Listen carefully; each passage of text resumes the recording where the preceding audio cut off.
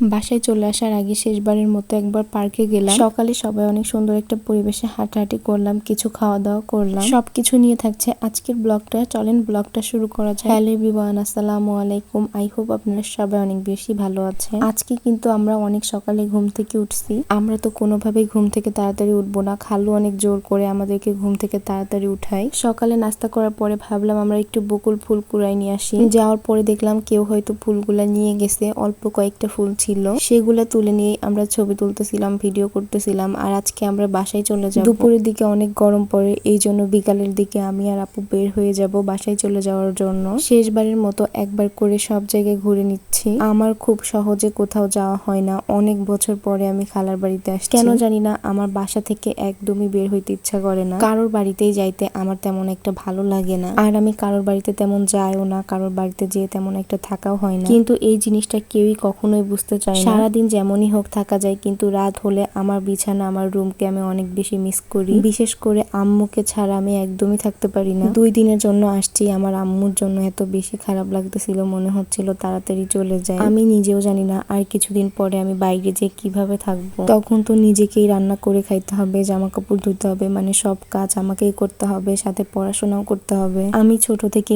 অনেক বেশি মা পাগল, মা ছাড়া আমার একদমই চলে না। মাকে ছাড়া আমি কোথাও যেয়ে থাকতে পারি না। শেষবারের মতো একবার নদীর পাড়ে আসলাম ঘুরতে। নদীর পাড়ে সকালের পরিবেশটা অনেক বেশি সুন্দর থাকে। সকালের দিকে একদমই মানুষ থাকে না, সাথে হচ্ছে অনেক বেশি বাতাস থাকে। সবকিছু মিলায় আমাদের সকালে অনেক বেশি ভালো লাগছে নদীর পাড়ে থাকতে। আমি এই যে বারবার আপু আপু করতেছি, এটা কিন্তু আমার মামাতো বোন। আমাদের সব মামাতো খালাতো বোনদের সাথে সবার অনেক বেশি মিল। আমার এই বোনটা বেশি বড় না আমার থেকে, এই জন্য এই আপুর সাথে আরো বেশি মিল। সবার সাথে তো তেমন একটা দেখা হয় না, সবাই বাইরে থাকে। আপু যেহেতু বাড়িতে থাকে, আপুর সাথে মাঝে মাঝেই দেখা হয় আমার। তারপরে ভাবলাম আমরা কিছু খাওয়া দাওয়া করি, যেহেতু খালু ডাকাডাকি করে একটু সকাল সকাল ঘুম থেকে উঠাইছে। আমার অনেক বেশি ঘুম পাচ্ছিল, ভাবলাম একটু রং চা খাওয়া যায়। আমি আর আপু দুইজনে 2টা রং চা অর্ডার দেই। এই জায়গাতে আমি ক্যামেরা অন করে একটু ভিডিও করতেছিলাম, আর আমাদের চা নিয়ে উনি পেছন থেকে চলে আসছে। আমার এত বেশি ঘুম পাচ্ছিল যে মনে হচ্ছিল চা খাইলে আমি একটু শান্তি পাইতাম। আমি আর আপু দুইজনে মিলে মনে হয় ঘুমাইছি 2টার পরে, তারপরে তাড়াতাড়ি উঠতে হয়েছে। এই কারণেই এত বেশি ঘুম পাচ্ছিল, কিন্তু চাটা একদমই ভালো লাগে নাই আমাদের কাছে। এত বেশি লিকার দিয়ে ফেলছিল যে চাটা অনেক বেশি তিতা হয়ে গেছিল। পরে আমরা চাটা ফেলাই দেই।